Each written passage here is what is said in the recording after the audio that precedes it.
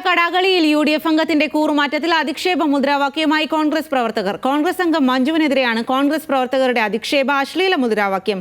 അഗളി പഞ്ചായത്ത് ഓഫീസിന് മുന്നിൽ വെച്ചായിരുന്നു അധിക്ഷേപ മുദ്രാവാക്യം.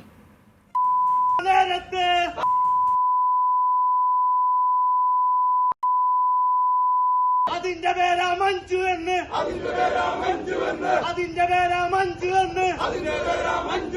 നാണമുണ്ടോ നിങ്ങൾക്ക്? നട്ടലുണ്ടോ നിങ്ങൾക്ക്? ഉളുപ്പുണ്ടോ നിങ്ങൾക്ക്? പണം വാങ്ങി വിഴുങ്ങിട്ട് ഇങ്ങനെയൊക്കെ ചെയ്യാമോ? രാജിവെക്ക മഞ്ജു എന്ന്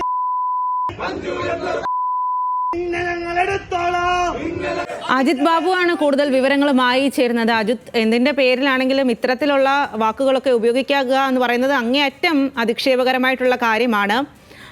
എന്താണ് ഇവർ ഇത്തരത്തിലുള്ള മുദ്രാവാക്യം വിളിക്കാനുള്ള കാരണം? ഇതിൽ ഏതെങ്കിലും തരത്തിലുള്ള നടപടിക്ക്, പ്രതികരണത്തിന് ഈ മഞ്ജു എന്ന് പറയുന്ന ആളുടെ ഭാഗത്തു നിന്നും ഉണ്ടായിട്ടുണ്ടോ?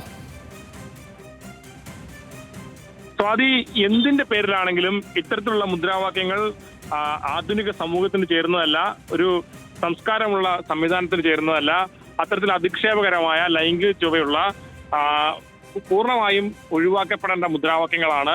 നമ്മൾ കാലങ്ങളായി പറയുന്നതാണ് രാഷ്ട്രീയം കൂടുതൽ നവീകരിക്കപ്പെടേണ്ടതിന്റെ ആവശ്യകതയെക്കുറിച്ച്. ഏത് സാഹചര്യത്തിലാണെങ്കിലും ഇത്തരത്തിലുള്ള രീതിയിലുള്ള അഭിസംബോധനകൾ ഒഴിവാക്കേണ്ടതാണ് എന്നുള്ളതാണ് ഏറ്റവും പ്രധാനപ്പെട്ട കാര്യം.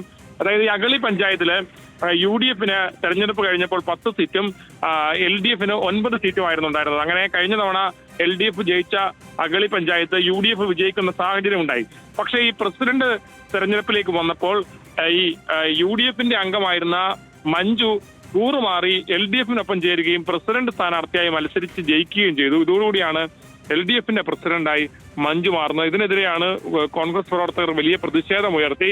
കാരണം LDFന്റെ കയ്യിൽ നിന്ന് പിടിച്ചെടുത്ത വാർഡാണ്, പഞ്ചായത്താണ്, അത് നഷ്ടപ്പെടുകയും അത് തങ്ങളെ ഉറ്റുകൊടുക്കുകയും ചെയ്തു എന്നുൾപ്പെടെയുള്ള കാര്യങ്ങളാണ് കോൺഗ്രസ് പറയുന്നത്. പക്ഷേ അവിടെയാണെങ്കിൽ പോലും ഇത്തരത്തിലുള്ള മുദ്രാവാക്യങ്ങൾ ഉപയോഗിച്ചുകൊണ്ടല്ല അഭിസംബോധന ചെയ്യേണ്ടത് എന്നുള്ളതാണ് ഏറ്റവും പ്രധാനപ്പെട്ട കാര്യം.